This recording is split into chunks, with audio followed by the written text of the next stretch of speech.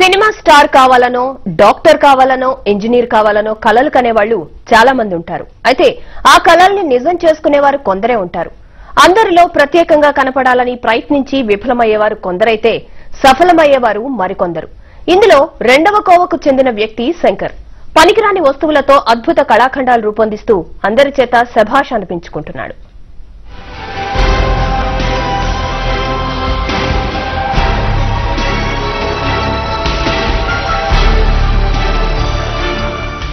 విశాఖపట్నం అక్కయ్యపాలెనికి చెందిన శంకర్కు చిన్నతనం నుంచే చిత్రలేఖనం అంటే మక్కువ. సృజనతో అద్భుతాలు సృష్టించాలని నిత్యం తపన పడేవాడు.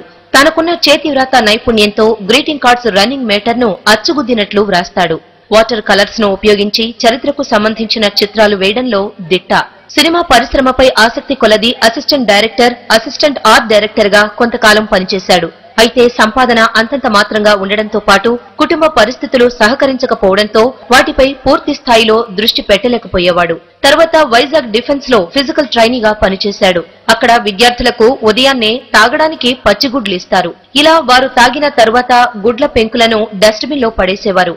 అయితే శంకర్కు పారేసిన గుడ్ల పెంకులతో మంచి కళాకృతులు చేయాలనే ఆలోచన వచ్చిందే తడవుగా కోడిగుడ్డు పెంకులపై అద్భుతమైన కళాఖండాలను చేయడం ప్రారంభించాడు. వీటితో సర్పం, రథం, ద్విచక్ర వాహనం, హెల్మెట్, కారు, సన్ఫ్లవర్ మొక్కలు ఇలా సుమారు 60కి పైగా కళాఖండాలను అద్భుతంగా తయారు చేశాడు.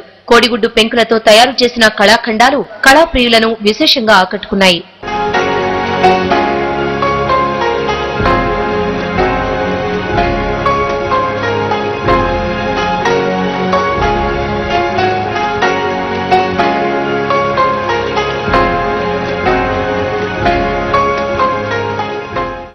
క్రికెట్ వరల్డ్ కప్ జరుగుతున్న నేపథ్యంలో క్రికెట్ అభిమానులను అలరించేందుకు శంకర్ కోడిగుడ్డు పెంకులకు వివిధ రకాల రంగులు అద్ది వరల్డ్ కప్ ను తయారు చేశాడు.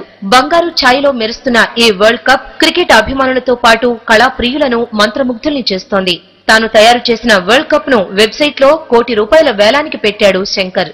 ఈ కళని ప్రత్యేకమైన ఈ కళను చాలా మంది చేశారు, చేయలేదు అనేది పక్కన పెడితే ఈ కళను ప్రత్యేకించి నేను కొత్త ఇంట్రెస్ట్ తోనే రకరకాల ఐటమ్స్ తయారు చేసి ప్రపంచానికి మొత్తానికి కొత్తగా ఒక కళను ఇంట్రడ్యూస్ చేద్దామనే ఉద్దేశంతో నేను ఈ కళను చేయడం మొదలు పెట్టాను.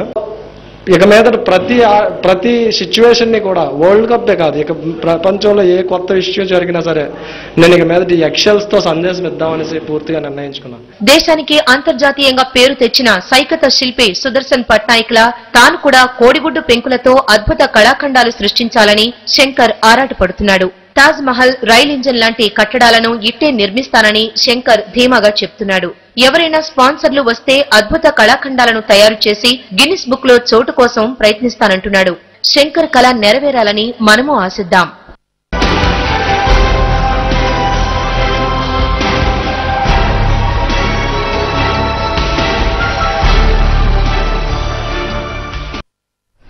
ఇంటర్మీడియట్ పరీక్షలు వాయిదా వేయాలంటూ టీఆర్ఎస్ ఒత్తిడి చేయడాన్ని నిరసిస్తూ విశాఖలో సమైక్యాంధ్ర నేతలు ఆందోళన నిర్వహించారు.